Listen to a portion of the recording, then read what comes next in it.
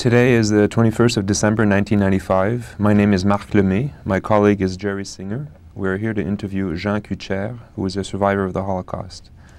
The videographer today is Ira Salzberg.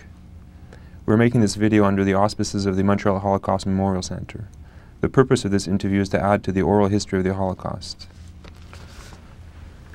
Ok, Monsieur Kucher, on va peut-être commencer, si vous voudriez bien nous décrire votre quartier où vous étiez en tant qu'enfant, où vous êtes né. Oui. Vous êtes né à Paris? Je suis né à Paris, dans le 12e arrondissement. Paris est divisé en 20 arrondissements, et moi j'habitais dans le 9e arrondissement avec mes parents. Ok. Est-ce que c'était dans un quartier juif? Est-ce qu'il y avait beaucoup Non, de absolument pas. Absolument pas. On était... c'est-à-dire que mon père, lui, était d'origine roumaine. Hein. Il était d'une famille très pieuse. Son père était très intégré à la communauté juive en Roumanie. Et il habitait Tchernovitz, c'est un village où il y avait beaucoup de juifs rassemblés. Alors, il élevait ses enfants, bien sûr, dans la tradition, quoi. Ils étaient pauvres, mais le bonheur régnait à l'intérieur de la maison. Il n'y avait pas de problème, quoi. Alors, malgré les vexations, les pogroms, il voulait absolument rester là et puis élever ses enfants. Mais mon père, lui, c'était vraiment quelqu'un qui voulait... s'enfuir, quoi. Juste après la Première Guerre mondiale, il voulait partir. L'isolement, les sarcasmes qu'il entendait autour de lui, quoi, ça lui plaisait pas. Alors là, il s'est marié. Il s'est marié à Paris ou Non, il s'est marié là-bas, à Tchernovitz. Et puis, là, il a dit « je m'en vais ». Alors il a laissé ma mère et mon frère aîné à ce moment-là à Tchernovitz, et puis il est parti pour aller aux États-Unis, enfin en Amérique, où il y avait de la famille. Alors il est à Paris, c'était après la Première Guerre mondiale, et là il est arrivé à Paris, il a rencontré un de ses cousins qui l'a pris chez lui, et puis qui l'a fait travailler comme repasseur, parce qu'à ce moment-là, il n'avait pas de métier. Lui, ce qu'il faisait, il faisait un petit peu tous les métiers. Après la guerre, là, il n'était pas très fixé, quoi. Il faisait de la boulangerie, etc. D'ailleurs, même, je pense qu'il avait fait une partie de la guerre en Russie. Enfin, je ne sais pas très bien comment ça s'est passé, mais enfin, il ne nous a jamais très bien raconté ce qui s'est passé à ce moment-là. Enfin, il avait un désir profond, c'était de partir. Et, quand il est arrivé à Paris, il a commencé à travailler, et là, il a pris un petit appartement, et là, il a fait venir ma mère. Et votre frère? Et mon frère, bien sûr. Et là, il ne gagnait pas tellement d'argent, c'était pas la vie rêvée comme il le croyait. Et puis, au lieu de partir aux États-Unis, ben, il s'est installé. Toujours dans le 9e arrondissement, là où on habitait, on a habité pendant presque toujours, quoi. Est-ce que c'est considéré le 12e arrondissement, vous dites? 9e arrondissement, c'est un quartier, vous voyez, ça se situe entre la rue Rochechouart, Pigalle, vous voyez, c'est pas très loin de ces quartiers-là, très populeux, quoi. C'est considéré moyenne classe? Ou... Moyenne classe, oui. C'est moyenne classe, même, il y avait, à cette époque-là, certainement, même la classe pauvre, quoi. Les appartements, disons, étaient pas très chers, quoi. Les loyers d'appartements n'étaient pas très chers. Et là, il s'est installé avec ma mère, puis ils ont continué comme ça. Alors là, après, bon, ben, ils ont continué à vivre. Vous avez dit que votre père est très pieux. Est-ce qu'il y avait une atmosphère très religieuse dans la maison? Ah oui, à Tchernovitz, il y avait une atmosphère très religieuse, mais à Paris, c'était fini, parce que nous, on allait à l'école, et puis les écoles sont...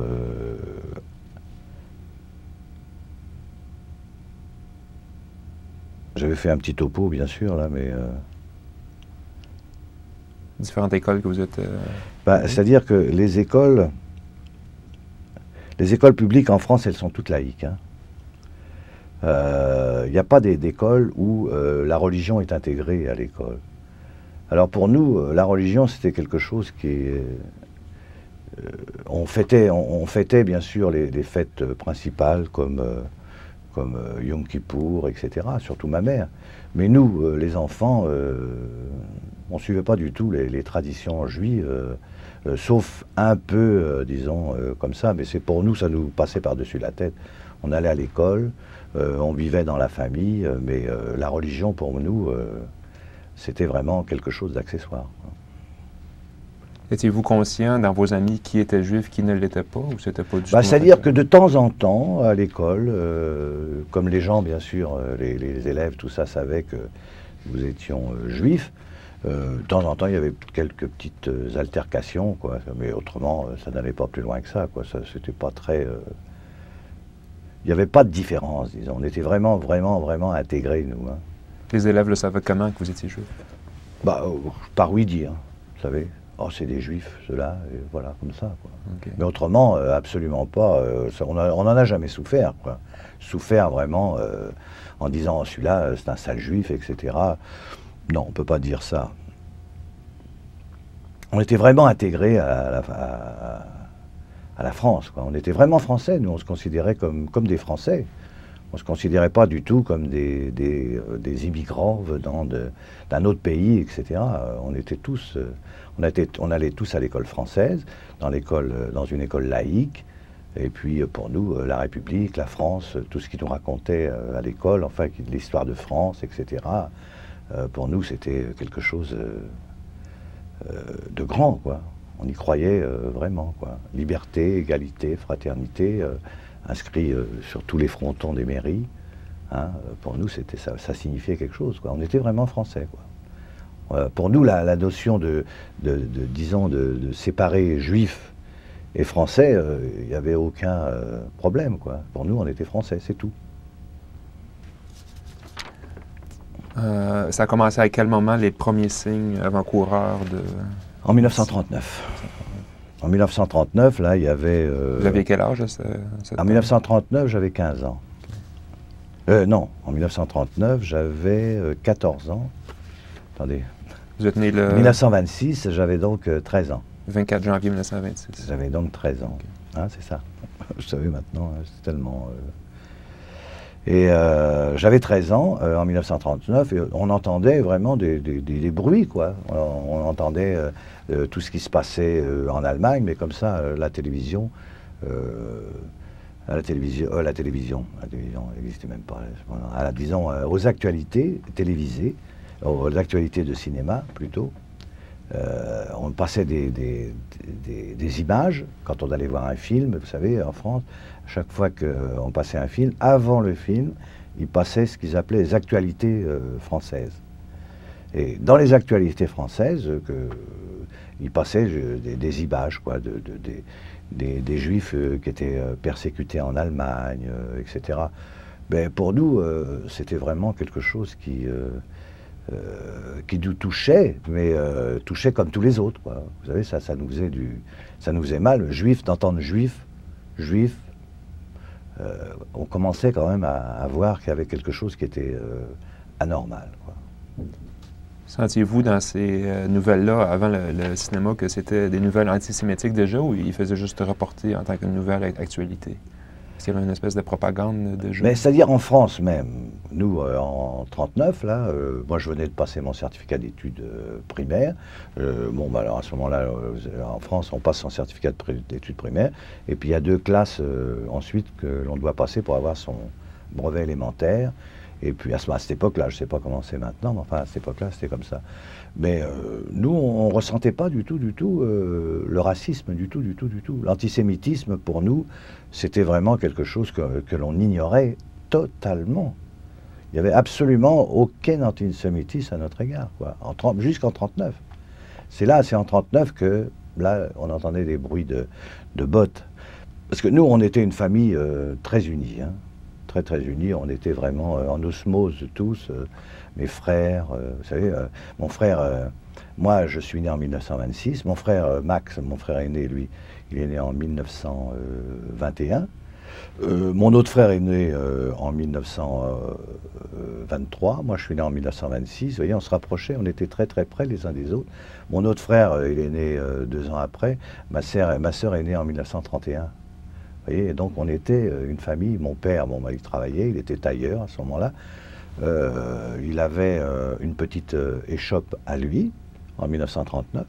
C'était une petite échoppe où il faisait des costumes, etc., qui vendaient dans les grands magasins.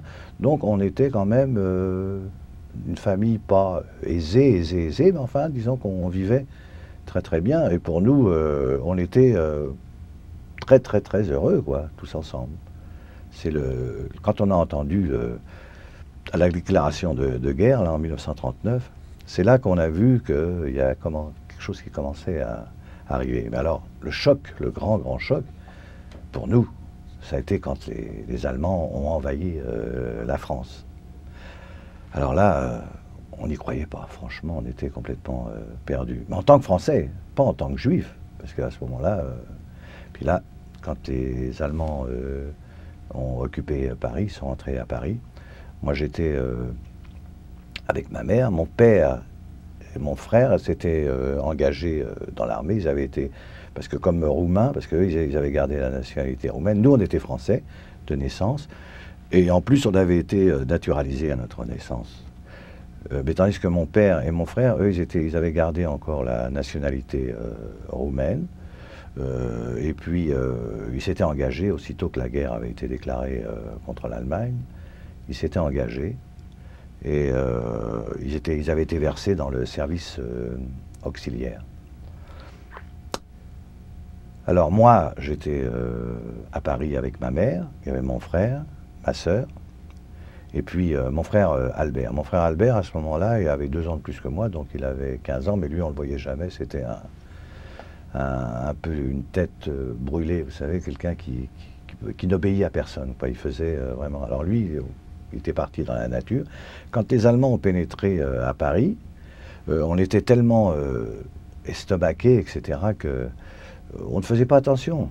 Vous voyez, moi, je suis monté sur le toit même, puis je criais à bas les Boches, vous savez, parce qu'on les appelait les Boches, on disait à bas les Boches, à bas les... Ma mère, elle était affolée, elle s'est évanouie, les voisins ont été obligés de venir la chercher, ils m'ont fait descendre du toit, etc.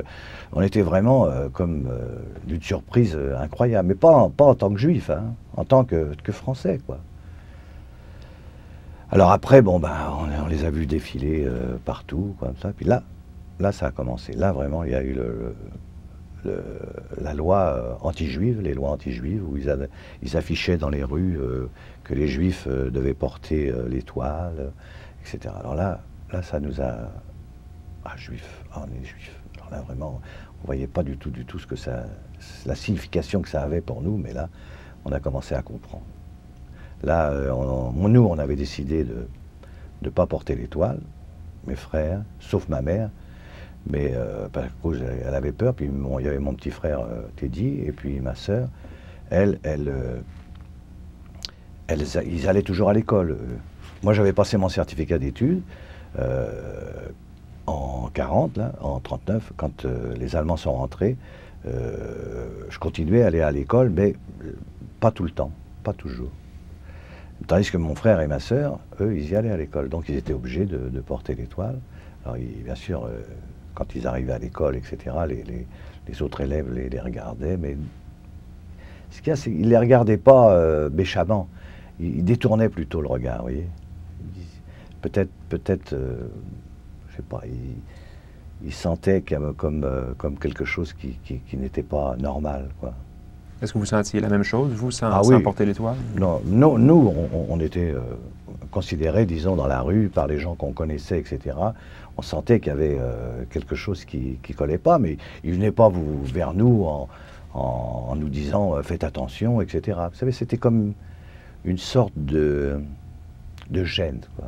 Ils étaient plutôt gênés qu'autre chose. Okay. C'est là qu'on a ressenti vraiment la première fois, quoi, qu'on était vraiment dans un... On était mal parti, quoi. On se sentait juif. Là, vraiment, on disait, ah, ça commence. Les Allemands étaient à Paris, puis vous disiez que des fois vous allez à l'école, des fois non. Qu'est-ce que vous faisiez avec vos C'est-à-dire journées? que moi, mon frère, lui, à ce moment-là, en 40, moi j'avais 14 ans, et lui, il avait 16 ans. Alors, ce qu'il y a, c'est qu'il avait commencé à faire il était opérateur de cinéma. Vous savez, il faisait le circuit, je ne sais pas si vous connaissez Gaumont, il faisait le circuit Gaumont dans tous les cinémas, comme aide projecteur, vous savez, la projection des films. Alors j'allais avec lui, de temps en temps j'allais avec lui, je sortais avec lui, etc. Mais enfin, on était très proches, hein, l'un de l'autre. Et puis, il fallait se cacher, quoi. Maintenant, là, c'était fini. On ne pouvait plus se balader, puisqu'on avait décidé de ne pas porter l'étoile. Alors, il y avait le couvre-feu, il y avait toutes ces choses qui étaient astreignantes pour nous, quoi. Alors, il fallait faire très attention, quoi. Mais lui, mon frère, lui, c'était vraiment... Il marchait, il partait, il ne s'occupait pas de ça du tout, quoi. C'était le couvre-feu pour tout le monde? Oui, oui, c'était le couvre-feu pour tout le monde. À partir de 10 h du soir, les gens devaient rentrer chez eux. Puis durant la journée, si vous promeniez sans étoile, le risque c'était de vous faire... C'était de se faire arrêter. Comme une fois, mon frère Max s'est fait arrêter. Il s'est fait arrêter dans le métro. Et puis, il est arrivé une rafle avec des policiers français. Et ils l'ont mis contre... Le rafle, ils arrêtent le métro. Ah oui, ils arrêtent le métro. C'était une rafle, ils vérifient tout le monde. Alors, ils lui ont demandé son identité, et puis ils l'ont mis à part. Alors, il y en a un autre qui s'est approché, c'est un policier qui s'est approché de lui, en civil, et puis il lui a dit « Qu'est-ce que tu fais là, toi? Va-t'en » il lui a dit. Il l'a fait sauver comme ça, autrement il aurait été ramassé, quoi. Ouais. Ah oui, il fallait faire attention à tout bout de champ, quoi. On était vraiment surveillés, quoi. Puis à les dénonciations aussi, il fallait faire attention aux dénonciations. Avez-vous entendu parler des déportations déjà à ce moment-là? C'est-à-dire que là, non. Au début, comme ça, non. C'était juste vraiment l'étoile. Il fallait porter l'étoile, etc. Là, c'est après que c'est arrivé. Là, d'abord, il y a eu mon père qui a été pris. Lui, il était dans son café habituel, quoi, au coin de la rue où on habitait. Il était en train de jouer aux cartes. Et puis, la police est rentrée. Là, ils ont fait une rafle. Là, il a été ramassé. Et puis, ils l'ont envoyé à Drancy.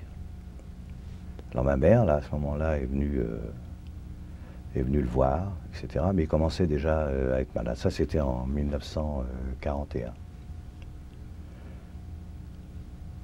Alors là, quand il est arrivé à Drancy, là, on commençait vraiment à paniquer, à avoir peur, là.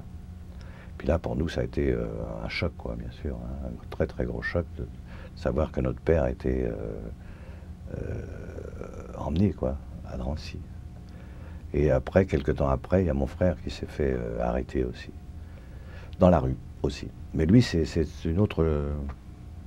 il y a eu autre chose. Et lui, ce qu'il y a, c'est que pendant la guerre, là, en 41, il manquait beaucoup de tout, quoi. Vous savez.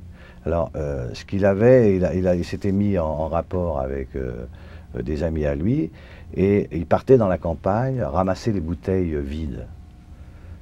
Pour pouvoir les échanger, quoi, contre, ou les vendre, parce que les bouteilles vides, à ce moment-là, elles étaient très très rares en France. Pourquoi? Parce que d'abord, il y avait des prisonniers de guerre, qui étaient, il y en avait beaucoup, il y avait beaucoup de prisonniers de guerre, et en plus, les fabriques les fabriques de verre, quoi, elles servaient plutôt à autre chose qu'à faire des bouteilles, etc. Alors, ils avaient décidé d'aller dans les campagnes et puis de ramasser les bouteilles vides. Ils les ramenaient ensuite à Paris. Et ils faisaient partie d'une petite organisation aussi, vous savez. Ils portaient des messages pour la résistance. Mais ça, moi je ne l'ai pas su, je l'ai su que vraiment beaucoup plus tard, ça. Je l'ai su après, quand je suis revenu, enfin quand on est revenu, quoi, quand la guerre a été terminée. Ils portaient des messages. Moi, c'était un messager, quoi. Et les messages qui se transmettaient, etc., il les portait à tel endroit, ça lui servait d'alibi, ce qu'il faisait en ramassant les bouteilles, vous comprenez. Puis moi, plusieurs fois, j'étais avec lui. J'étais avec lui pour pour faire le tour qu'il avait à faire, quoi. Et puis, un jour, il a sûrement été dénoncé, même c'est sûr et certain. Maintenant, je pense que mon frère Max, lui, il a eu des preuves après la guerre, quoi, qu'il avait été dénoncé par quelqu'un. Ils l'ont ramassé comme ça, dans la rue, quoi. Et puis, il a été, lui aussi, emmené à Drancy. Là, il a rejoint mon père. Mon père était déjà pas mal malade. Et puis, là, ils sont partis tous les deux. Ils les ont emmenés en Allemagne, quoi. Où, après, on l'a su, mais là, sur le moment, pour nous, ils étaient partis en Allemagne pour, comme prisonniers, quoi.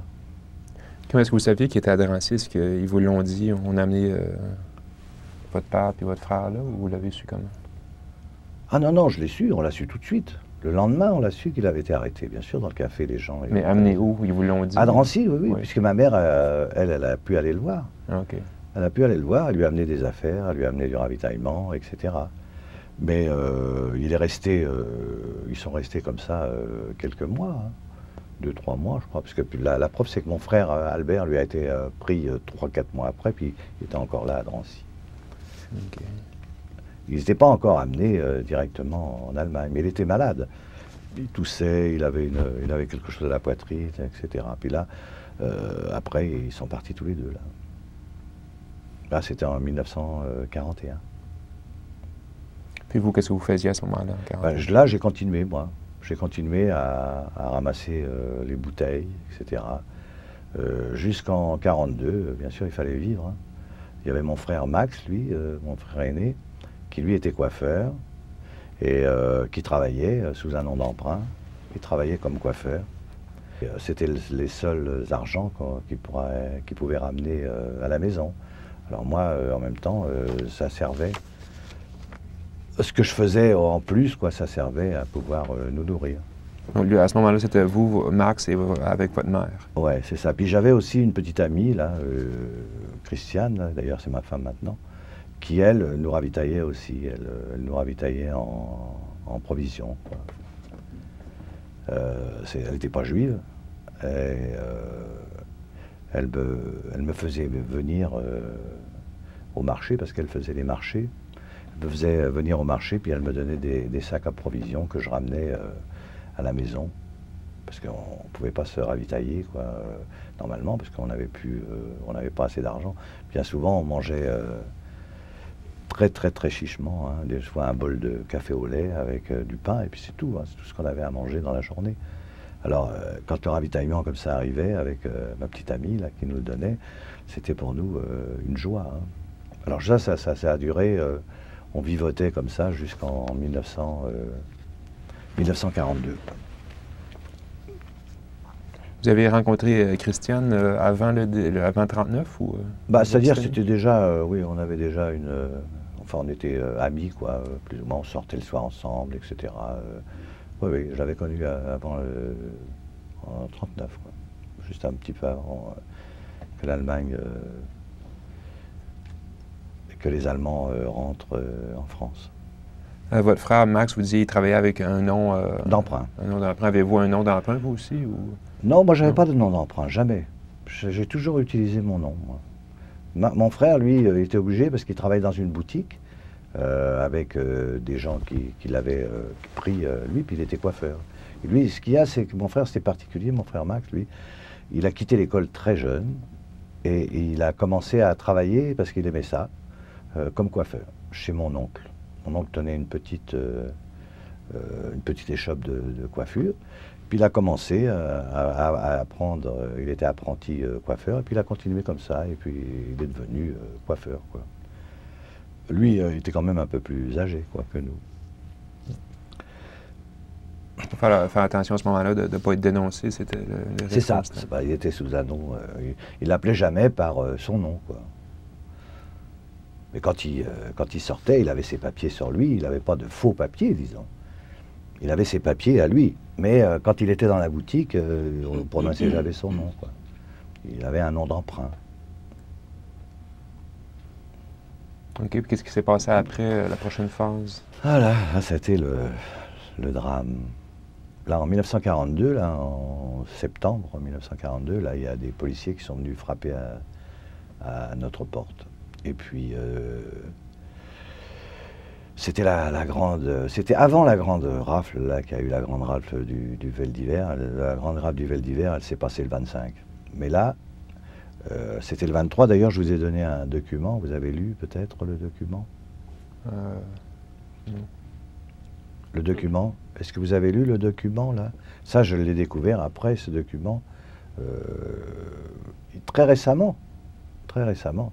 Là, je ne savais pas tout ça, moi. Je l'ai appris quand ma sœur, elle, dernièrement, est allée à Washington, et qu'au mausolée, là-bas, de l'Holocauste à Washington, elle s'est renseignée, et c'est là qu'ils ont sorti la rafle du 23 décembre, et c'est exactement dans celle-là, puisque on reconnaît les noms. D'ailleurs, il y a le nom de ma mère inscrit sur la liste, mais on ne sait pas à quelle date exactement elle a été... Vous étiez où quand que votre mère Alors était là, prise? en 1942, on était chez nous. On habitait dans un petit appartement, comme je vous l'ai dit tout à l'heure. Il y avait mon frère Teddy, ma petite sœur Yvette, il y avait moi, puis il y avait ma mère. Mon frère, justement, Max, lui, n'était pas là. Il travaillait comme coiffeur, il était parti à son travail. Et là, ils nous ont rassemblés tous les quatre, ils nous ont amenés dans le poste. C'est qui vous avez rassemblé? C'est la police française qui est arrivée. Il y avait un civil, je me souviens, mais enfin c'est très vague, hein, parce que c'est des souvenirs qui sont tellement enfouis en moi que c'est difficile à ressortir. Il y avait un civil, d'ailleurs, ma mère, et ça ma sœur me l'a confirmé après, ma mère l'a supplié en allemand, parce que ma mère parlait plusieurs langues. Hein. Elle parlait plusieurs langues, elle parlait le roumain, elle parlait le yiddish, elle parlait le français, elle parlait pas parfaitement, mais elle parlait. Tandis que l'allemand, elle le parlait parfaitement. D'ailleurs, sa sœur, Clara, qui était restée en Roumanie, elle correspondait presque tous les jours avec elle, elle écrivait en allemand. Ils s'écrivaient toutes les deux en allemand. Et là, elle a supplié justement cet homme en civil de ne pas prendre ma petite sœur, de laisser ma petite sœur à la voisine, parce qu'on avait une voisine qui était très gentille avec nous, de la laisser et de nous emmener, nous, quoi. Mon frère, moi, et puis elle s'est même mis à pleurer, à sangloter, etc. Et jamais ils ont voulu. Alors, les policiers français, en uniforme français, les policiers, nous ont amenés dans un car de police comme des bandits, vous savez, comme des criminels, quoi. Puis ils nous ont amenés au poste de police. Juste vous, parce qu'il y avait d'autres mondes en même Ah, temps? bah oui, l'autobus, il y avait du monde. C'était une rafle, là, ils s'arrêtaient aux portes des gens, ils montaient, ils redescendaient avec d'autres gens, etc. Et puis là, ils nous ont amenés au poste de police du quartier, là. Et là, on est rentré dans le poste de police. Ils nous ont mis dans une pièce où il y avait déjà beaucoup de monde qui portait l'étoile. Là, on commençait à dire, ça y est, ça, qu'est-ce qui se passe? On était un peu affolés. Moi, j'avais quoi, 16 ans, hein. Je commençais à comprendre quand même. Je disais, ça y est, là, ils vont faire, il y a quelque chose qui va se passer, là, il y a quelque chose qui va se passer, effectivement. Là, dans cette pièce, là où il y avait tous ces gens, là, ils ont fait sortir tous les adultes, toutes les femmes et tous les hommes. Et nous trois, là, il y a un civil qui est venu vers nous, il nous a dit, venez. Il nous a mis dans une petite pièce et puis il nous a interrogés. Il dit, vous êtes né en France, patati, patata, quel âge que tu as, toi? Je sais pas, comme ça. Au lieu de dire 16 ans, j'ai dit 18 ans. Tiens, ah bon, t'as 18 ans? Il m'a regardé comme ça pendant un long moment, puis il a dit, bon, prends ton frère et prends ta sœur par la main et allez-vous-en.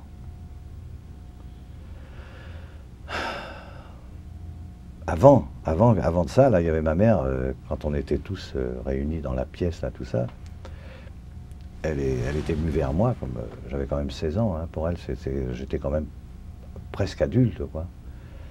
Et elle est venue vers moi, elle m'a dit, si des fois on est séparés, hein, tu fais attention à ta sœur et à ton frère, hein, tu me le promets. Hein. Alors moi, ça m'avait bouleversé parce que je sentais que elle était persuadée qu'elle allait plus nous revoir. Alors là, quand on est sorti du commissariat, là, du commissariat, on a été... on est rentré chez nous, quoi. On est rentré chez nous, on est rentré dans notre appartement. Ah oui, auparavant,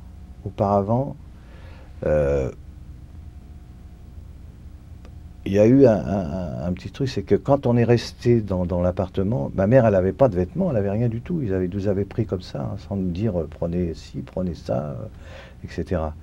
Et si je me souviens bien, parce que c'est quand même assez loin, hein, et puis ça m'avait tellement choqué que tous les petits détails qui se passaient à cette époque-là, là, quand ça s'est produit, j'étais tellement figé, j'étais comme un somnambule, hein, mais je pense que mon frère, mon frère Teddy et ma sœur, ma petite sœur, sont partis lui chercher des affaires à la maison. Puis ils les ont amenés. C'est à ce moment-là là, qu'il nous a mis dans une pièce et que là, il m'a interrogé, le policier. Mais enfin, je ne peux pas dire exactement comment ça s'est passé, mais toujours est-il que c'est la dernière fois qu'on a vu ma mère. C'était un civil français qui vous a pris à part comme ça? Oui, ça devait être d'ailleurs un gradé, enfin un policier, un inspecteur peut-être, ou quelque chose comme ça, quoi. Mais il nous a sauvé la vie, hein, parce qu'à ce moment-là, je ne sais pas si vous avez vu dans la lettre, hein, il prenait tous les jeunes de 17 ans et moins. Il y avait même des bébés, il y avait même des bébés de 3 mois, il y avait des jeunes de 7 ans, 8 ans, 6 ans, donc on était dans le tas. Mais nous, ce qu'il y a, c'est que, comme on était nés en France, et qu'on était français, ils ne ramassaient pas les Français à ce moment-là, vous comprenez? Alors, il y a peut-être ça aussi qui a joué. Mais si j'avais dit 16 ans, je ne crois pas qu'ils nous auraient laissé partir. C'est parce que j'ai dit 18 ans. Mais pourquoi j'ai dit ça? Alors là, même maintenant, je me pose encore la question. Pourquoi ça m'est sorti de la bouche comme ça? Peut-être que j'ai entendu des bruits à l'intérieur quand ils parlaient, etc. Enfin, toujours est-il que ça a été un vrai miracle, quoi, si on s'en est sorti, quoi. C'était la dernière fois que vous avez vu votre mère? La dernière fois que j'ai vu ma mère. Alors là, il y avait mon père, il y avait ma mère, il y avait mon frère. Ça faisait déjà 3. Hein. Max était déjà arrêté? Max, lui, avait réussi à s'échapper et puis il était parti dans le maquis, lui. Il est parti rejoindre le maquis parce qu'à ce moment-là, ça commençait quand même à bouger. Il y avait quand même une sorte de résistance qui se faisait à l'intérieur de la France. Alors, il y avait quand même des filières où on pouvait lui indiquer de partir, etc. Alors, par des amis à lui, on a pu lui indiquer une filière et là, il est parti dans une ferme. Il est parti dans une ferme et puis il a rejoint le maquis. Le maquis, c'était la résistance. C'est les gens qui partaient comme ça dans la campagne. Lui, il a pu se sauver. Alors à ce moment-là, là, quand on est arrivé et puis qu'on s'est trouvés tous les trois, alors oui, le regard que les gens lançaient sur nous quand on est revenu. Vous auriez vu ça. Ah, c'était incroyable. Les gens... on ne pouvait pas lire la panique dans leurs yeux quand ils nous ont vus sans notre mère, etc. La crémière du coin, là, la crémière qui habitait, qui nous connaissait quand même depuis des années, celle qui vendait notre lait tous les jours, on allait chercher notre lait, notre beurre, elle nous a regardés méchamment, comme si elle disait comment ils les ont laissés retourner ceux-là. Ah, bien sûr que ça c'est un coup dur, hein, pour nous. Hein. Ça a été terrible. Là commençait vraiment... un antisémitisme, parce que la propagande était virulente en France à ce moment-là contre les Juifs. Hein. Vous auriez vu en 1942 les affiches qui placardaient contre les murs. Puis il y avait quand même le gouvernement de Vichy, le gouvernement français, qui était complètement à la botte, vraiment à la botte des Allemands. Ils faisaient tout ce qu'ils disaient. Hein. Le maire de Paris, le préfet de Paris, tous ces gens-là, c'était vraiment des collaborateurs. Hein. Et puis, tout ce que les Allemands leur disaient de faire, ils le faisaient. Alors, quand on est arrivé dans notre appartement, là, il a fallu prendre une décision. Alors, j'ai dit à mon frère, bon, bah écoute, nous, on ne peut pas rester là. Ma petite sœur, elle, Yvette, elle avait une amie d'école qui lui avait proposé justement d'habiter avec elle, de dire, il ne faut pas que tu restes là, tu peux te faire arrêter, etc. Viens habiter avec nous. Ça, c'était la famille Zévaco, alors on l'a emmené chez elle, et puis là, ils l'ont gardé, nous deux, on est partis. Avez-vous encore contact avec Christiane, votre amie? Oui, j'avais encore des contacts, bien sûr. Elle était affolée. D'ailleurs, elle nous avait prévenu, il paraît qu'ils avaient arrêté des gens dans l'immeuble à côté. Et elle était venue en courant pour nous prévenir, mais c'était déjà trop tard. C'était déjà trop tard. Autrement, si elle avait pu nous rejoindre, si on avait eu le téléphone à ce moment-là, je vous assure que ça aurait été parfait, parce que là, on aurait pu au moins peut-être se cacher, peut-être sauver, mais enfin, tout ça, c'est des paroles. On ne peut pas savoir exactement ce qu'on serait devenu, quoi. Alors là, ma sœur, on l'a mis avec la famille Zévaco, là, et bien sûr, ils ont accepté tout de suite. Ça, c'était le lendemain, tout de suite? Ah oui, oui, le lendemain. Le jour même, je crois bien. On n'a pas pris d'affaires, rien du tout. Puis j'ai dit à mon frère, viens, on s'en va. Il faut qu'on parte d'ici, il ne faut pas qu'on reste, parce que là, moi j'avais dit que j'avais 18 ans, tout ça, je sentais qu'il y avait quelque chose qui n'était pas normal, quoi. Puis on ne portait pas l'étoile, nous, hein. Moi je ne la portais pas. Quand ils m'ont arrêté, je ne portais pas l'étoile, moi. Vous comprenez? Alors donc j'étais considéré un peu comme... mais pourquoi j'ai été relâché, ça, alors, je ne sais pas. Hein. Franchement, c'est vraiment quelque chose où je me pose encore la question aujourd'hui. Hein. Alors là, j'ai pris mon frère avec moi. Hein. J'avais 16 ans, lui en avait à peine 14. Enfin, il avait 14, puisqu'on a 16 mois de différence. Donc, mais lui était beaucoup plus petit. Hein. C'est bizarre, parce que moi, j'ai grandi d'un seul coup. À partir de 14 ans, là, je suis devenu ma taille que j'ai actuellement, je l'avais à cette époque-là. Parce que mon frère, lui, est resté, il était encore petit, quoi. Il avait pas encore grandi, quoi.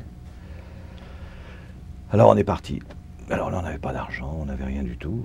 On n'osait demander à personne, on n'osait rien demander à personne. La famille Zévaco, quand on a posé ma sœur, nous avait donné du ravitaillement. On leur avait expliqué qu'est-ce qu'on allait faire, puisqu'on ne pouvait pas leur imposer de rester aussi, nous. Hein. Avec ma sœur, c'était déjà suffisant, parce qu'ils auraient pu avoir beaucoup d'ennuis. Hein. Puis là, on est parti. On est parti. Il vous a donné quel genre de ravitaillement, des vivres? Oui, c'est ça. Vous êtes parti avec vos valises? Non, non, pas de valises, rien du tout. On est parti comme ça. On est parti avec nos vêtements et simplement à manger. On n'a rien pris dans la maison. Rien, rien, rien. On est parti comme ça. Bon, on était, vous savez, un peu comme des somnambules. Hein. On ne réalisait pas. On était vraiment, vous savez, à 14 ans, 16 ans, hein, on est quand même... on n'est pas des adultes, hein, on est encore des enfants. Et ça nous avait tellement traumatisés qu'on était comme perdus. On était comme perdus, vous savez, on ne savait pas où se diriger, comment faire. Mais on savait une chose, c'est que pour qu'on puisse vivre et se survivre, quoi, il fallait qu'on sauve. C'est ça, la seule idée, quoi, c'était de partir. On avait une tente à Lyon, et on dit, bon, on va rejoindre, parce que la France, à ce moment-là, était séparée en deux. Il y avait la zone occupée par les Allemands, qui allait jusqu'à la limite à peu près de la moitié de la France, et la zone qu'on appelait libre, elle n'était pas occupée par les Allemands. C'était le gouvernement de Vichy, avec ses milices, etc., qui contrôlait cette moitié. C'était ça qu'ils avaient signé comme armistice. Ils avaient signé un armistice, donc la moitié de la France était libre, et l'autre moitié était occupée par les Allemands. Alors nous, notre seul désir, c'était de passer la ligne de démarcation et d'aller de l'autre côté rejoindre ma tante qui habitait Lyon. C'était la sœur de mon père, qui s'était sauvée, quoi. Juste à la déclaration de guerre, ils étaient partis habiter là-bas. Et là, on a passé on est parti, on n'avait pas d'argent, alors on a pris le train, on a pris le train comme ça, quoi. On est marché à pied, enfin ça a duré assez longtemps d'ailleurs, ça a duré un moment pour qu'on arrive à Lyon. Là, on a rentré dans les boulangeries, on demandait du pain, etc. Bon. Vous savez, hein, c'est tellement vague dans mon esprit, hein, c'est pas clair, parce que je vous dis, on était vraiment un peu perdus. Hein. Puis enfin, on est parvenu à Lyon. Ah non, d'abord, avant, il y a eu l'épisode où on a voulu passer la ligne de démarcation, Mais on ne pouvait pas le passer tout seul, il fallait que ça soit un guide qui nous passe. Parce que, et on avait été, il y avait un type là, je ne me rappelle plus très bien exactement comment ça s'est passé, mais ce qu'il y a, c'est qu'il y a quelqu'un qui nous a indiqué un passeur juste à la ligne de débarcation qui pourrait nous passer, d'aller le trouver. Mais manque de chance, il avait été arrêté la veille. Ils avaient été arrêtés la veille. Alors là, on s'est retrouvés tout seuls, mon frère et moi, devant la ligne de débarcation. Puis alors on a passé là une nuit dans les bois, tous les deux. Et dans les bois tous les deux, puis là, j'assure qu'on grelottait de froid, hein, c'était pas chaud. Et puis on s'est réveillé le matin, et machin, on a vu à quoi 50 mètres, même pas, là, il y avait une guérite avec un Allemand qui était là, qui faisait des 100 pas. Alors là, on a pu se faufiler, puis on est passé de l'autre côté. Et là, quand on est arrivé de l'autre côté, on a demandé à un paysan, où est-ce qu'on est ici? Ben, il dit, vous êtes en France ici? Soupir de soulagement, alors là, on a dit, ça y est, on est peut-être sauvés, quoi. Vous avez passé sous son nez pendant qu'il faisait les... Sous son nez, le milieu de la nuit? Non, au début de la matinée, vous savez, il ne faisait pas très jour, mais il ne faisait pas nuit non plus. Et là, on a passé vraiment très près de lui, sans qu'il nous voie. On a passé à un endroit quand même qui nous avait été indiqué par cette personne là, qui nous avait dit allez voir cette personne. Enfin, vous savez, c'est un peu... je me rappelle de ces épisodes-là parce que il faut que je m'en souvienne. Vous comprenez ? Il faut que je dise ce qui se passe. Alors c'est pour ça que je le dis. Mais c'est pas très clair dans mon esprit. Hein. Et là, on est arrivé à l'autre côté. Alors on est arrivé à Mâcon, Lyon, et là on a été chez ma tante. Chez ma tante, manque de chance, elle n'a pas pu nous garder, parce qu'elle avait un tout petit appartement. Elle vivait avec un ami à elle, et puis son ami lui a dit oh non, on ne peut pas les garder, on ne sait jamais ce qui peut arriver, enfin, plutôt qu'il a eu peur, quoi. Alors, mon frère, lui, il nous a indiqué quand même un endroit où aller. Il nous a dit écoutez, le mieux à faire pour vous, c'est de rejoindre les Compagnons de France. Les Compagnons de France étaient des jeunes gens, quoi, comme des scouts, vous voyez, qui étaient rassemblés dans un camp et qui faisaient pas le service militaire, disons, mais à peu près. Vous savez, c'était comme une caserne, quoi, où les jeunes étaient là, 14, 15, 16, 17, 18 ans, quoi. Ils étaient en uniforme et puis ils leur apprenaient un métier. Alors mon frère est resté là, moi j'ai pas pu supporter ça, je suis reparti à Paris. Je me suis disputé avec un gars là-bas, il voulait me faire des choses que je voulais pas faire. Puis je suis reparti à Paris tout seul.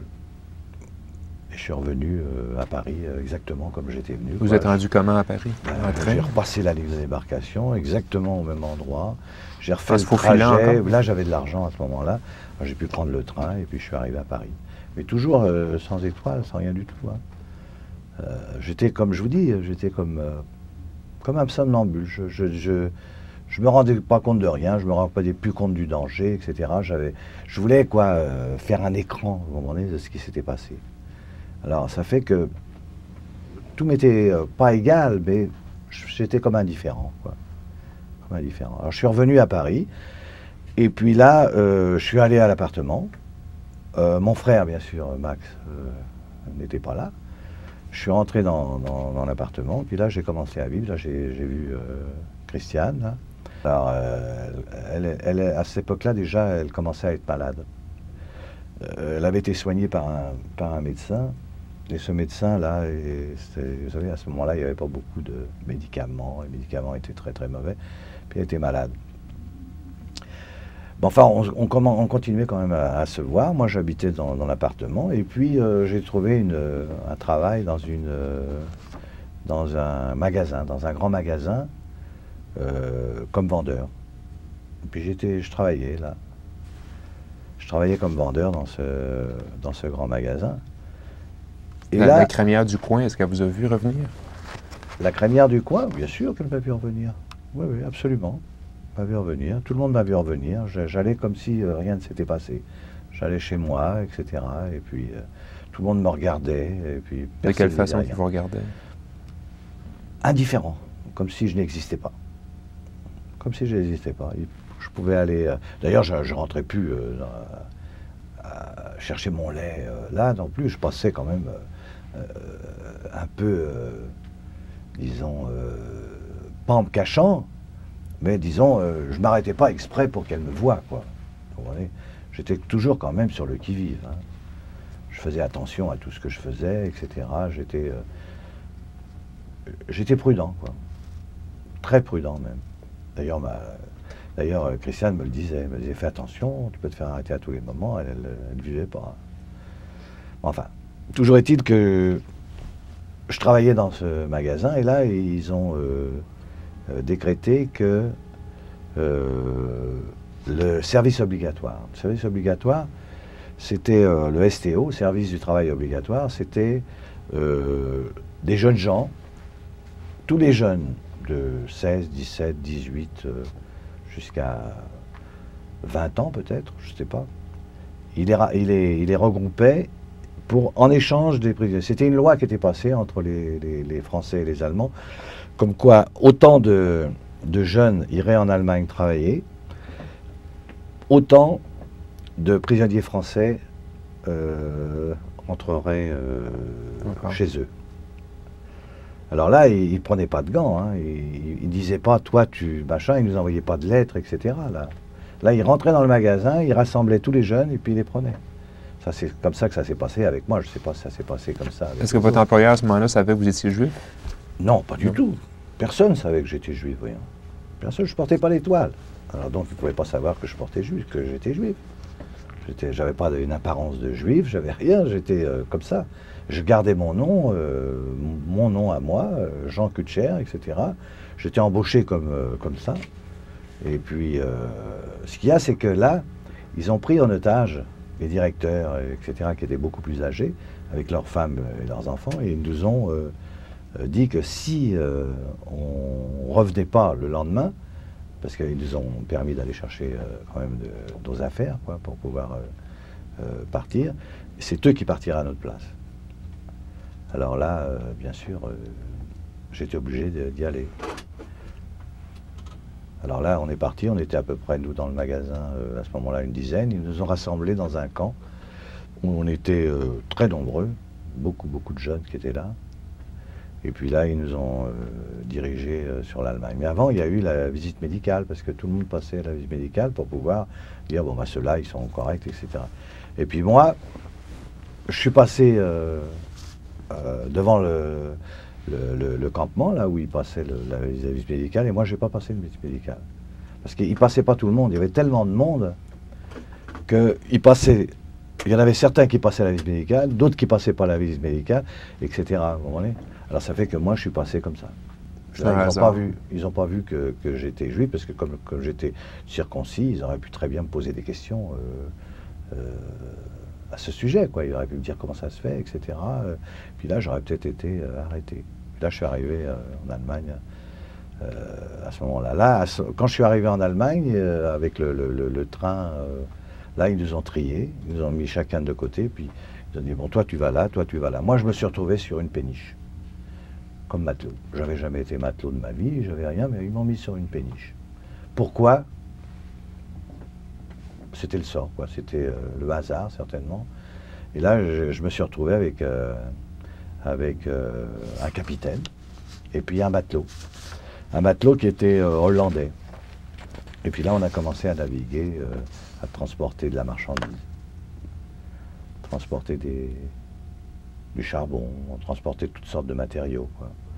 On faisait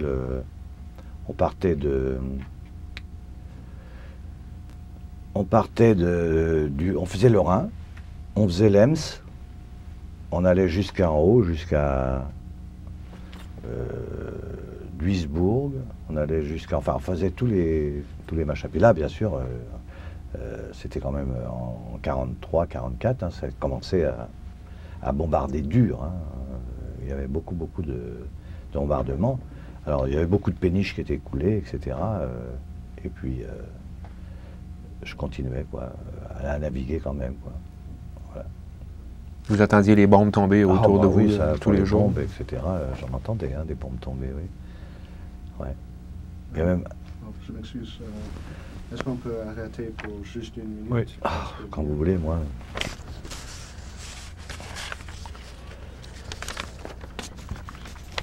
J'ai remarqué dès le début que j'ai tout sauté ça. Est-ce que j'ai tout... should I re-ask all these questions? At the end. At the end? Okay. At the end, just to clarify the brothers and sisters. Okay. What we're going to do is we're not going to ask their address in Okay. Montreal from now on. We have it on the form. Okay. Some of the women are having trouble with that. Yeah. Donc, à la fin de la cassette, c'est ce que peut-être j'aurais peut-être dû commencer avec ça, mais j'ai tout de suite embarqué dans l'histoire. À la fin, Ouais. on va juste recommencer comme votre date de naissance, puis votre frère et votre soeur, toute votre famille, les noms, puis tout ça. Je sais pas Oui. qu'on soit clair. J'ai oublié de demander ça au début, parce qu'on l'avait déjà fait en écrit.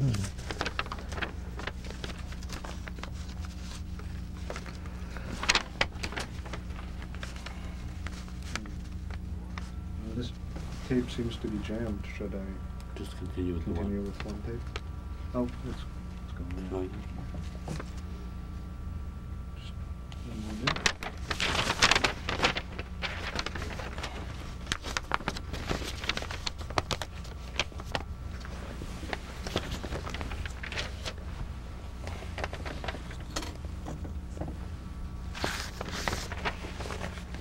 You ready? Yeah, anytime. Est-ce qu'il y avait des Allemands sur la péniche avec vous? C'était tous des Oui, le étrangers? capitaine était allemand. Mais ce qu'il y a, c'est qu'à chaque fois qu'il y avait une escale, par exemple, qu'on restait 2-3 jours pour le chargement, parce qu'il fallait décharger et recharger, eux, ils partaient. Ils me laissaient tout seul sur la péniche. Lui partait rejoindre sa famille, sa femme, ses enfants, et puis le matelot, enfin, il y avait, c'est-à-dire que lui, le capitaine, logeait à l'avant du bateau, et nous deux, nous logions à l'arrière. Alors on avait chacun une petite cabine avec un lit. Lui partait, puis moi je restais là tout le temps du déchargement et du rechargement de la péniche, quoi. Vous restiez là un peu pour vous cacher, pour pas... Non, non, c'est parce que j'avais nulle part où aller, mais il me laissait libre. Il me laissait libre de faire ce que je voulais. C'est moi qui étais le responsable de la péniche, j'avais confiance en moi. Très gentil avec moi, sans aucune animosité, rien du tout. Considéré comme leur matelot, c'est tout. Cette phase-là, ça a Et là- duré combien de temps sur cette péniche-là? Bah, c'est-à-dire que là, celle-là, la première, là, j'en avais eu une première, elle a coulé, celle-là. Alors j'ai repris une deuxième. Puis là, j'ai fait un autre circuit, là. J'ai fait un autre circuit sur l'Ems. Je faisais Düsseldorf. L'Ems, c'est un fleuve qui rejoint le Rhin. Ici, il y a le Rhin, comme ça. Et puis l'Ems, ça remonte beaucoup plus haut dans le nord Ok. de l'Allemagne. Là, j'avais eu une péniche qui avait été coulée à Düsseldorf.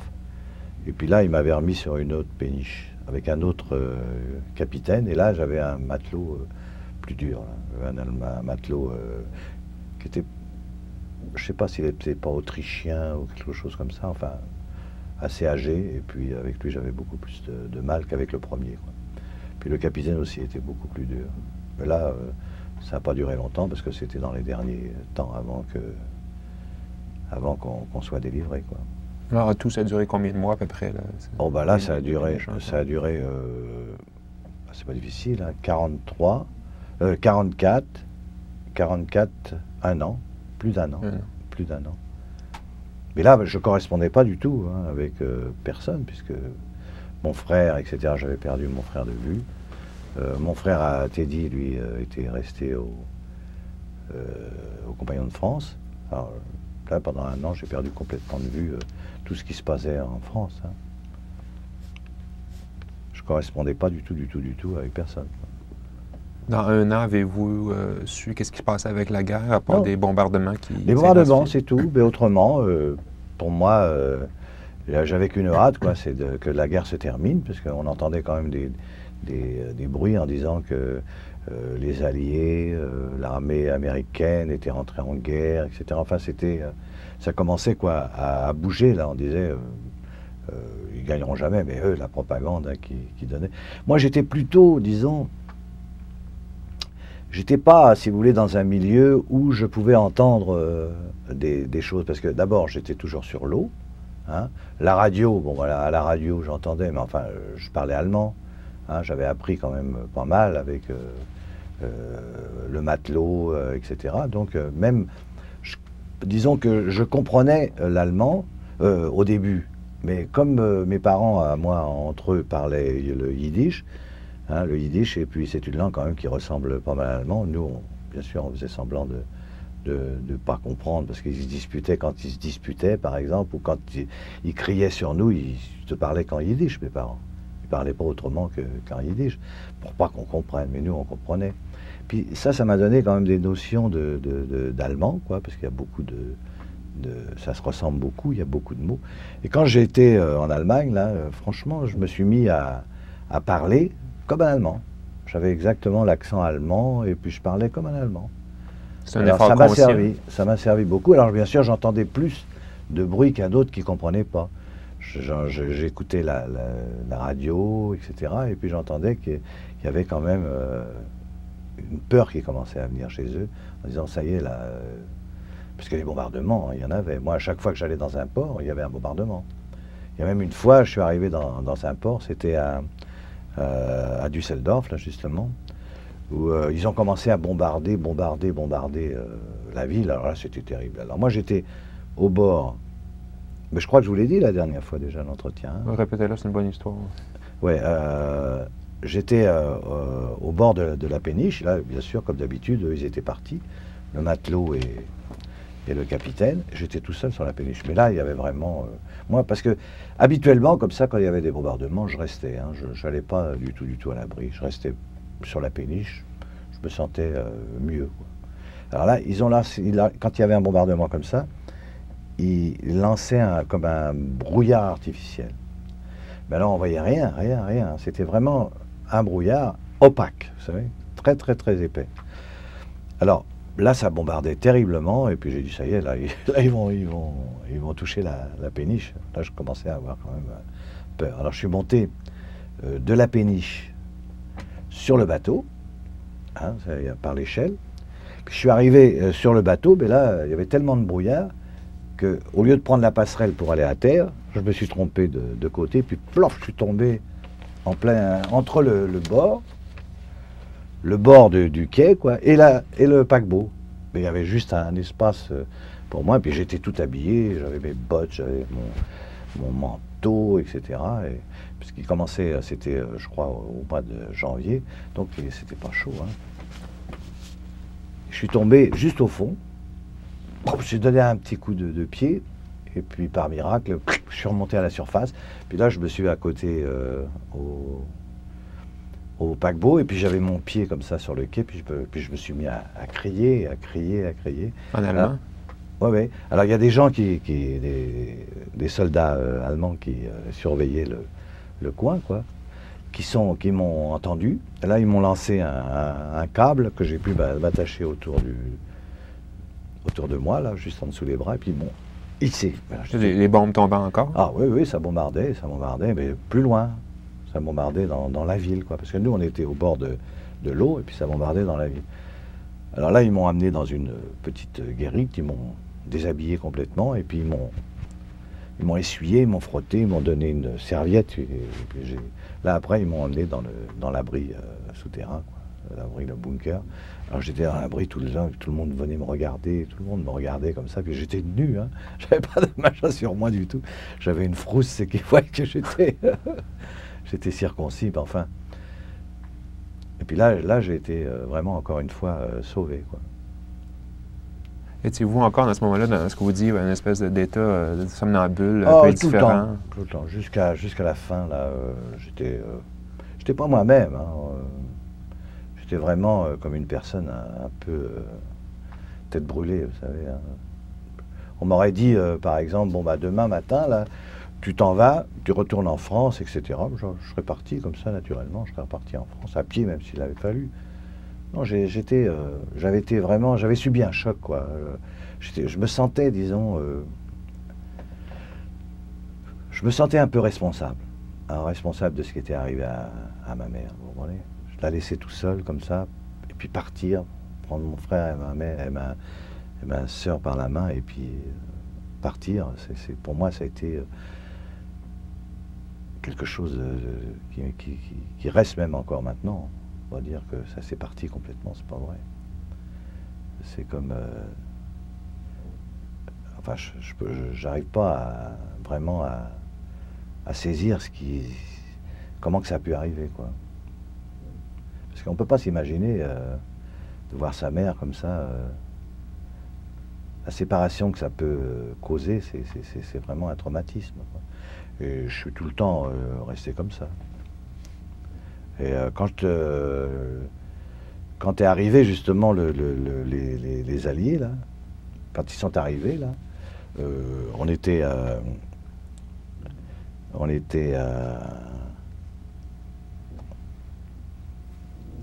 ça me fait encore, vous voyez, Prenez votre temps. je vais arrêter 2 secondes, oui. Ouais. D'accord.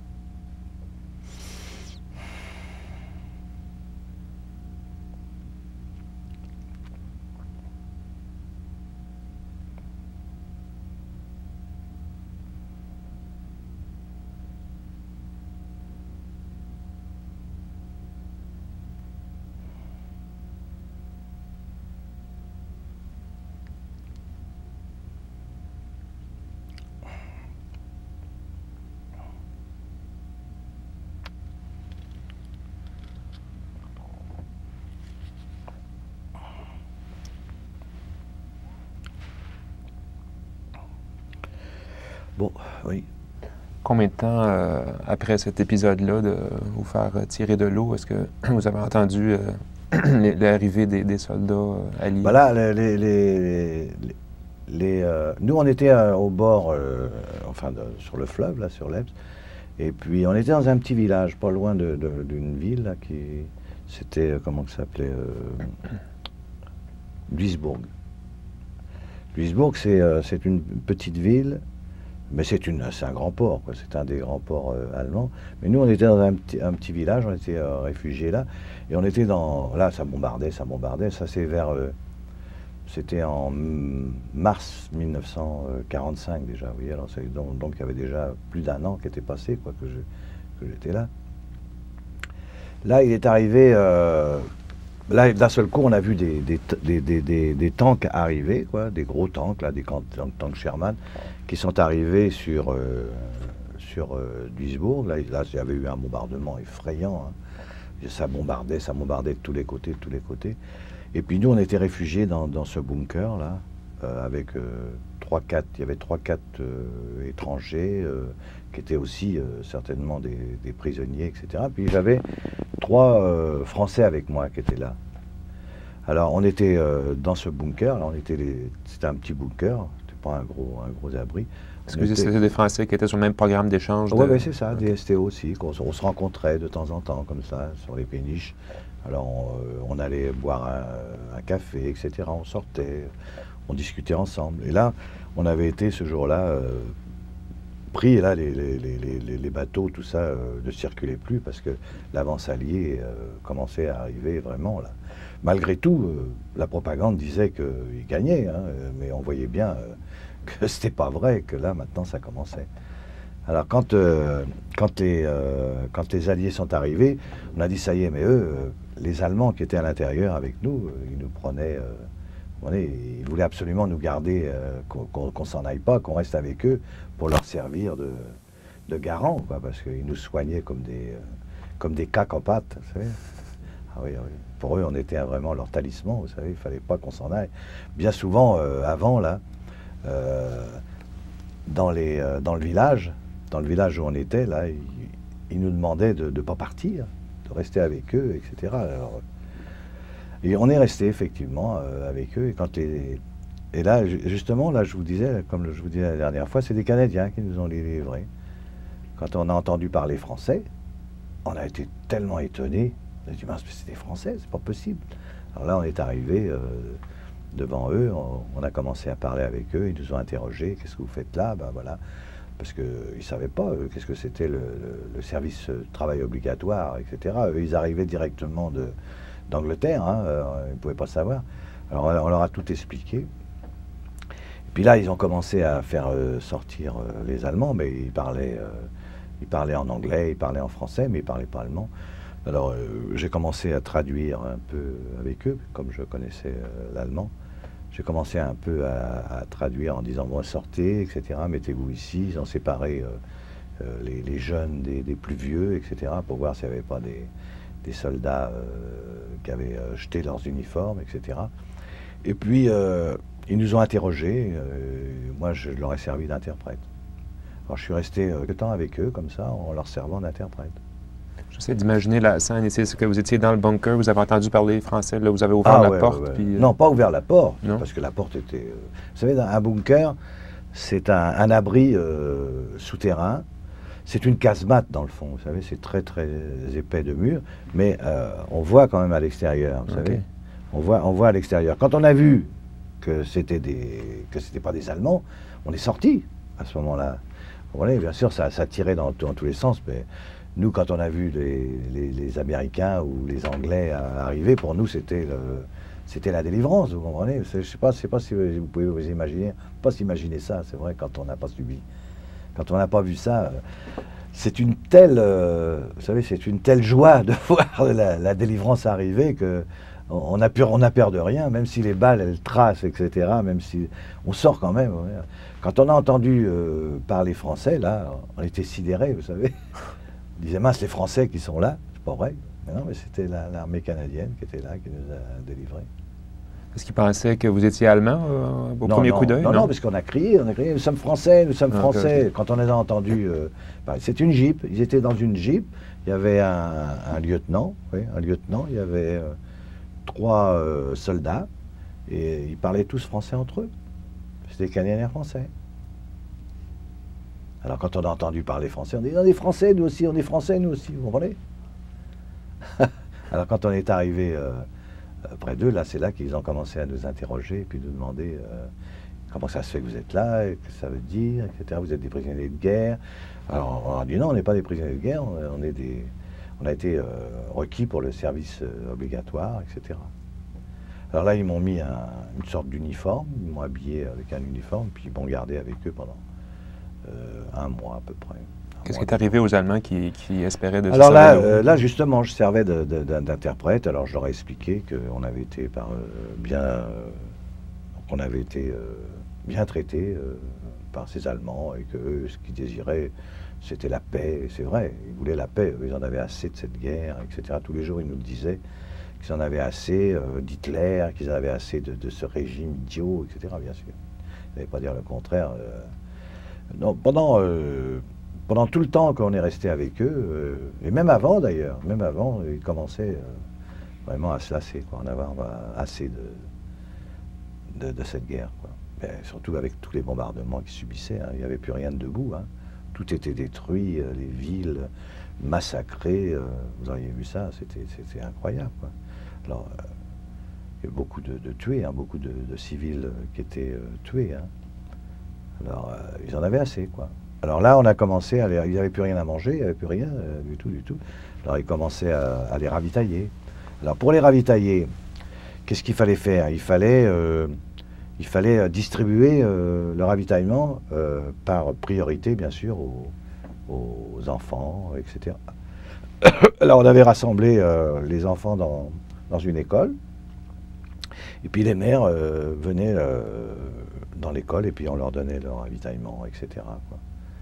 Alors ça, je vous dis, ça a duré à peu près 1 mois, 2 mois, quoi. Je ne me souviens pas exactement, parce que moi, je vous dis, j'étais, même à cette époque-là, même délivré, etc., j'avais qu'une hâte, moi, c'était de repartir voir ma famille, aller voir mon frère, ma soeur, etc., à Paris. Je voulais savoir exactement ce qu'était devenu, quoi. Mais ce qu'il y a, c'est que les camps de concentration, etc., on n'en avait jamais entendu parler. Jamais. Nous, c'était vraiment... pour nous, c'est... Pour moi, mon père, mon frère, ma mère, pour moi, ils étaient prisonniers. il travaillait dans une fabrique. J'ai jamais pensé une seule seconde qu'ils avaient été exterminés. Jamais, jamais, jamais, jamais. Jusque quand j'ai été interrogé justement par un officier canadien, là, je voyais quand même dans son regard, là, et puis dans son comportement, quand je lui ai raconté que moi j'étais juif, etc., qu'est-ce qui était arrivé à mes parents, parce que j'étais quand même devenu un peu ami avec lui. Hein. Et il me regardait d'une drôle de façon quand même.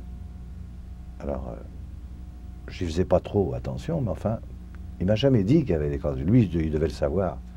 Il devait certainement le savoir qu'il y avait eu, par les bruits qu'il avait entendus, mais il m'a rien dit du tout. Il m'a rien dit du tout. Puis là, je suis parti.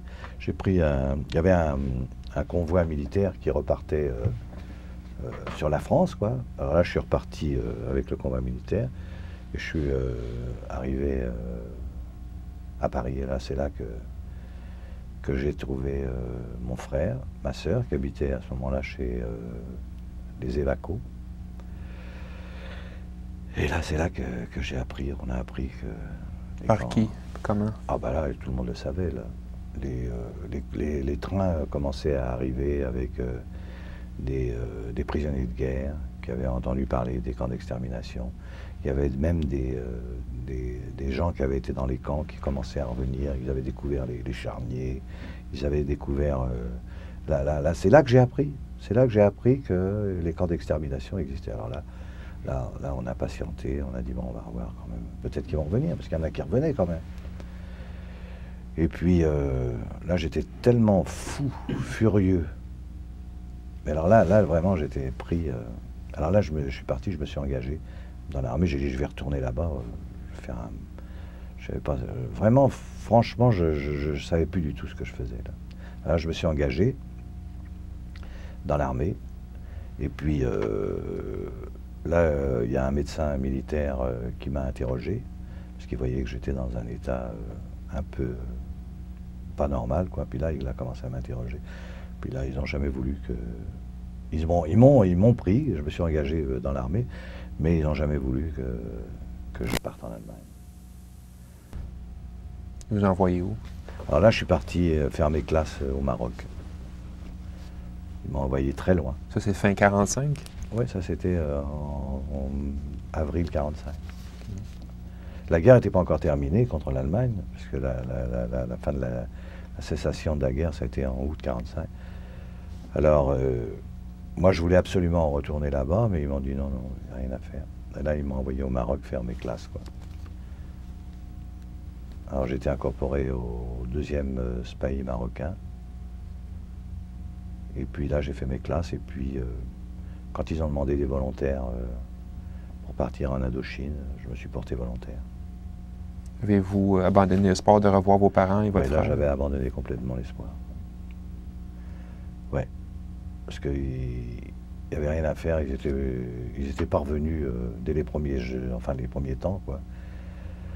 Et là, quand je ne les ai pas vus revenir, là, j'ai dit, ça y est, là, ils sont morts. Mais on avait toujours quand même un espoir, quand même. Toujours, parce que on n'a jamais vraiment su si ma mère avait été, jusqu'à dernièrement. Là, mon père et mon frère, oui, on a su qu'ils avaient été à Auschwitz, et là, qu'ils étaient morts à Auschwitz tous les deux. Mais ma mère, on n'avait jamais su. Juste dernièrement, là, on a appris récemment que, d'après les documents là, que je vous ai donnés, là, que c'est à Auschwitz qu'elle a atterri, quoi. Mais on ne sait même pas encore la date exacte de son décès. Parce que mon père et mon frère, lui, on sait. On sait vraiment parce qu'il y a eu des documents qui le prouvent, quoi. Mais là, on le savait déjà avant, parce que j'avais déjà lu dans un livre sur l'Holocauste, là, leur nom. Puis enfin, on avait eu des renseignements aussi par d'autres sources, quoi, comme quoi ils étaient décédés. Dans le temps où vous étiez à Paris, avant de vous engager dans l'armée française, comment est-ce que vous étiez accueilli par la société, par les Français, par vos voisins? Bon, bah, à ce moment-là, tout le monde était résistant. Hein. Tout le monde. D'ailleurs, la crémière, là, qui nous avait, machin, elle faisait du marché noir, elle a été arrêtée etc. Quoi. Ils lui ont même rasé la tête. Vous savez comment que ça se passait quand les collaborateurs, etc. Bah là, tout le monde était résistant à la fin de la guerre en France. Il n'y avait plus du tout d'ennemis. Hein. C'était tous des résistants. Ça devait vous faire un effet ouais, étrange. Mais non, oui, c'est moi. Ce qu'il y a, c'est que quand je suis revenu, d'Indochine, quoi, j'étais encore sur le choc, quoi, bien sûr. Hein. C'est en quelle année que vous êtes revenu d'Indochine? Je suis revenu en 48, 47. Ouais. Ben, je suis resté 26 mois en Indochine. 48, oui. Je suis resté 26 mois en Indochine. Avant, j'étais resté au Maroc, j'étais resté pendant 4 mois. Mais je suis resté plus longtemps d'ailleurs que mon temps normal, parce que je m'étais engagé pour 3 ans, et je suis resté beaucoup plus longtemps que ça. Enfin, voilà. Mais vous dites quand vous êtes revenu, vous étiez encore sous... ah oui, j'étais vraiment l'effet. sous le choc, oui, voilà. Même après, je suis revenu à Paris. Et puis, quand je suis revenu d'Indochine, là, je me suis marié en 49 avec ma femme, là, Christiane. Elle avait subi déjà une grave maladie. En fait, tout ce qui s'était passé, tout ça. Et puis, on s'est marié en 49. Et après, ben, disons que je suis resté quand même sous le choc très longtemps. D'ailleurs, j'ai dû faire une psychanalyse. Parce que je me sentais coupable, quoi. Je me sentais toujours coupable. Alors j'avais comme du remords, j'avais comme une culpabilité, etc. C'est toujours resté. Même mon frère aîné, même ma sœur, même mon frère sont toujours restés avec une sorte de culpabilité. Ils n'ont pas pu mener vraiment une vie normale, quoi. On est resté vraiment très traumatisé par ça. Est-ce que ça vous a aidé, la psychanalyse? Oui, ça m'a aidé. Ben, je suis resté en psychanalyse quand même pendant 3 ans. Ouais, ça m'a aidé. Puis vous avez décidé de venir au Canada à quel moment? Alors avant l'épisode en Indochine, il y avait quand même, enfin je peux vous montrer, je vais vous montrer ce que... Parce que ça c'est quand même important, l'Indochine pour moi, parce que c'était une guerre qui voulait rien dire, vous comprenez? Attends, je vais vous montrer, ça c'est... J'avais fait ça justement pour les enfants, vous voyez. Vous voyez, j'étais brigadier chef, j'avais gagné quand même des médailles, etc. Et puis là, j'avais été, vous voyez, ça c'est ma citation. Okay. Ma citation à l'ordre de l'armée. On peut les montrer à la caméra après, ça. On va tous les Alors, passer. alors, non, mais c'est pour vous donner un oui. épisode de ça, c'est parce que j'étais une tête brûlée là-bas. Ouais. Ils m'envoyaient à chaque fois qu'il y avait une mission importante ou n'importe quoi, c'était moi qui désignais. Pourquoi? Parce que je refusais jamais. Justement parce que j'étais comme un somnambule, vous comprenez? Alors chaque fois qu'il y avait une mission périlleuse ou un truc comme ça... Vous n'avez peur de rien? Ah non, j'avais peur de rien. Quand je suis arrivé, quand j'ai fini l'armée, etc., j'étais tellement tête brûlée que personne ne voulait me causer. Vous savez, même dans la famille, j'étais comme quelqu'un de... J'avais un comportement très associable, quoi. Et c'est pour ça d'ailleurs que j'ai fait plusieurs métiers, quoi, en France. À chaque fois, je changeais de place, et puis j'allais à une autre place, etc. Ouais.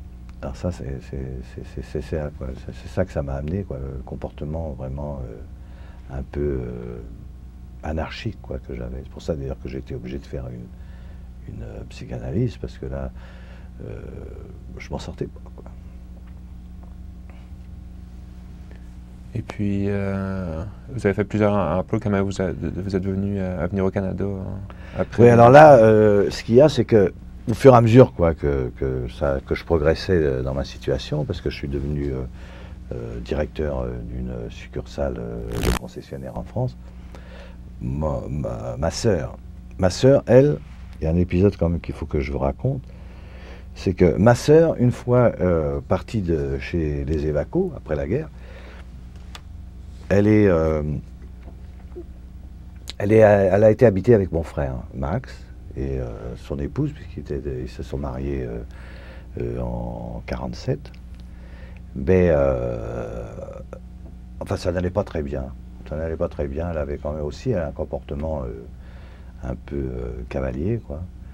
Et juste à ce moment-là, là, en 47, il y a mon oncle qui habitait, le frère de ma mère, qui habitait à Tchernovitz. Il est venu en France avec sa femme et son fils pour partir justement aux États-Unis. Et en passant en France, ils ont pris ma sœur avec eux, et puis ils ont persuadé mon frère Max. Moi, à ce moment-là, j'étais en Indochine, et je ne savais pas, parce que si j'avais été là, je ne l'aurais pas laissé partir. Pourquoi? Parce que ma sœur, je n'aurais jamais laissé partir ma sœur, parce qu'il partait au Chili. Il partait rejoindre de la famille qu'ils avaient au Chili. Alors, ils ont tellement persuadé mon frère aîné, Max, et puis il ne pouvait plus, parce qu'elle avait quand même 16 ans à ce moment-là, il ne pouvait plus la maintenir, quoi, tellement elle sortait le soir, etc. C'était après la guerre, alors. Alors, ils l'ont laissé partir. Et elle est partie au Chili avec eux. Puis là-bas, elle s'est mariée très très jeune. Maintenant, enfin, elle a eu des enfants, etc. Alors moi, ça m'avait fait vraiment quelque chose. Hein, que mon frère laisse partir. J'étais très en colère après lui, mais enfin, j'étais tellement loin que je ne pouvais rien faire, quoi.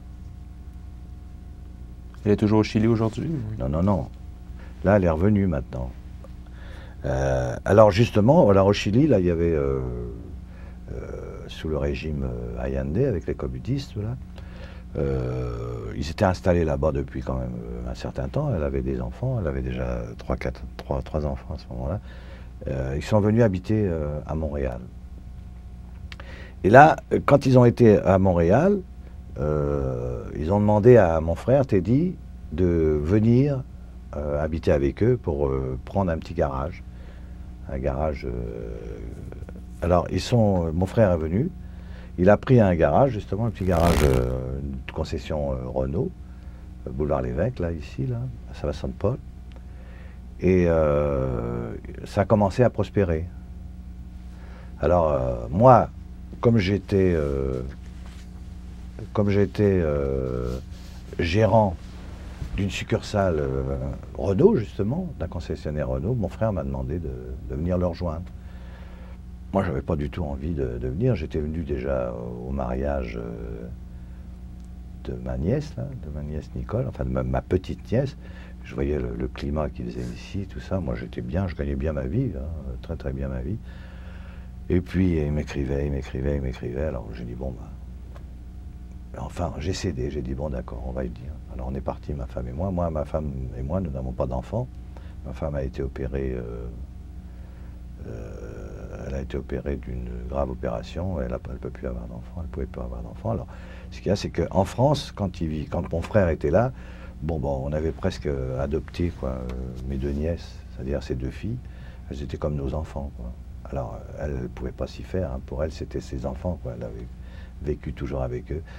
Alors, la combinaison de mon épouse et mon frère qui m'écrivait, et ma femme qui voulait rejoindre les enfants, etc., ça fait que c'est ça qui m'a persuadé, quoi, de partir au Canada, quoi. Avez-vous déjà parlé à vos nièces, En vos petites 71. nièces, vos neveux, de vos expériences? Oui, dans la guerre? bien sûr. Ouais. Ça, je leur dis, justement, pour qu'ils fassent attention, justement, à tout ce qui se passe actuellement, là, avec cette montée là, de l'antisémitisme, du racisme, etc., en Europe, là. Il faut absolument qu'ils prennent conscience de ce qui se passe, là. Il faut qu'ils se disent, non, il ne faut plus que ça recommence. Et quand je suis arrivé ici au Canada, ma vie a complètement changé, là, parce que là, j'ai senti vraiment qu'il y avait une vie juive. Avant, j'ignorais complètement la vie juive, moi. J'étais d'un milieu complètement laïque, avec la guerre, etc. Et là, vraiment, je suis tombé avec toute la famille. Mes petites nièces, mes deux nièces, elles ont épousé des juifs marocains qui sont très pratiquants. Et même j'ai J'ai le mari de ma petite nièce, là, qui est président de la synagogue à Saint-Laurent. Enfin, toujours est-il que maintenant, on a repris une pratique juive assez forte, quoi. On est imprégné maintenant de la culture, etc. Les traditions reprennent. Mais ici, c'est très très fort ici. Et moi-même, j'ai eu du mal à m'intégrer. Mais là, maintenant, je sens que je suis pleinement intégré, quoi. Dans quel sens vous avez eu du mal à vous intégrer? Ben, c'est parce que je ne connaissais aucune pratique. D'abord, je ne connais pas l'hébreu. Eux, leurs prières, ils le disent tous en hébreu. Alors donc, j'avais du mal à rentrer, quoi, dans la religion. Et il faut la comprendre. La religion, c'est quand même, la religion juive, c'est quand même des traditions.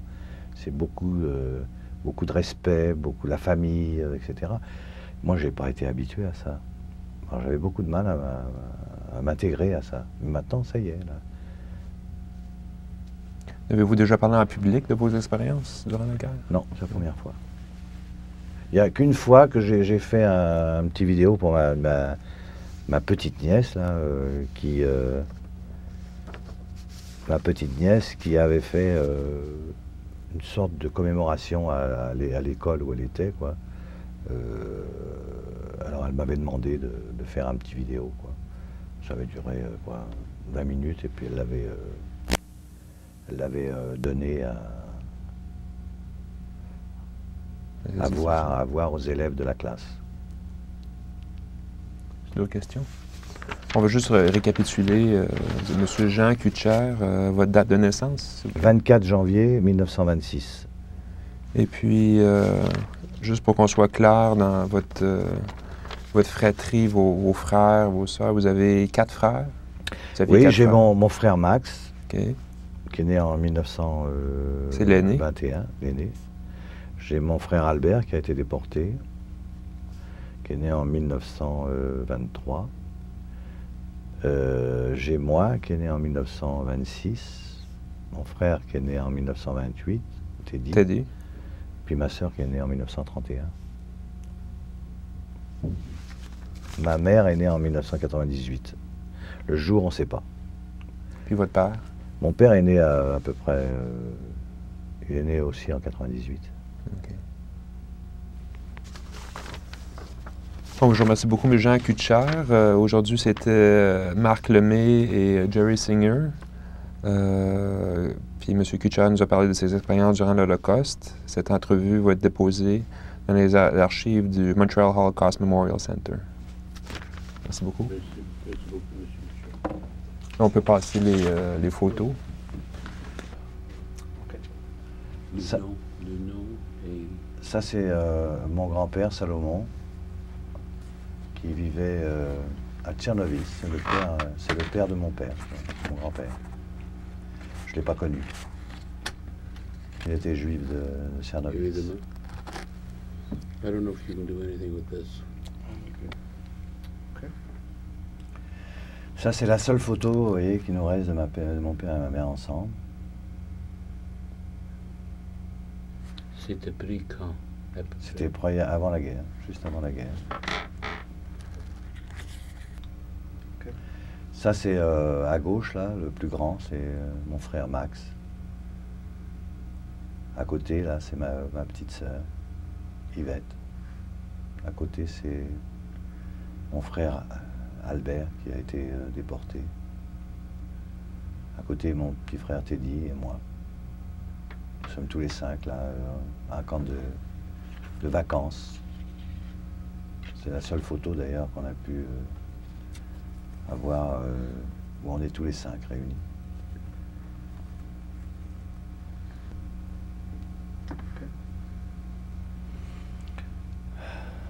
Ça, à gauche, là, c'est mon frère, juste avant qu'il soit déporté. Il était habillé comme ça. Quel frère? Quel nom? Albert. Albert. Oui, ça c'est quelque temps avant qu'il soit pris. Là, vous voyez comment il était habillé. Il portait pas l'étoile, vous voyez. Rien. C'est comme ça qu'il a été pris, avec ces habits-là. côté, c'est ma mère, plus jeune.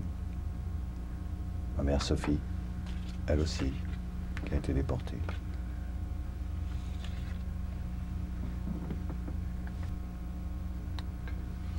Là, la deuxième à gauche, c'est ma petite sœur, avec à côté ma mère, à Berck-Plage, dans le nord de la France, avec des amis.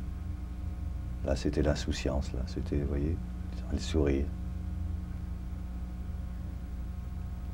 C'était juste avant la guerre aussi.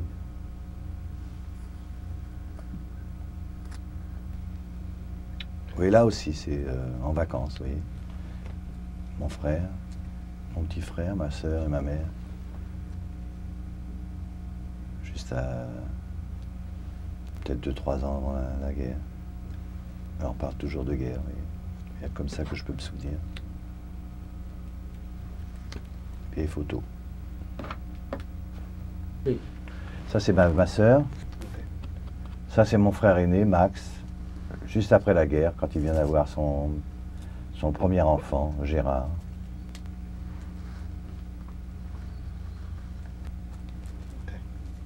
Ça, c'est moi, en militaire, en Indochine.